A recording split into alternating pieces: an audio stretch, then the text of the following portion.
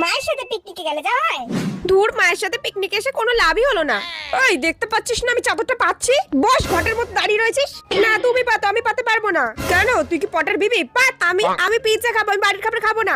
বাইরের খাবার কিছু হবে না, হবে না, হবে না, মানে হবে না। আমি যা এনেছি বাড়ির খাবার তাই খেতে হবে। বাইরের খাবার হবে না, হবে না, হবে না। খা।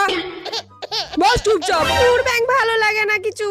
ও মা, সবাই পিৎজা বার্গার কত কিছু খাচ্ছে, আমাকেও কিনে দাও না। বললাম তো হবে না, দেবো এক্ষুনি। খা। খাচ্ছি খা।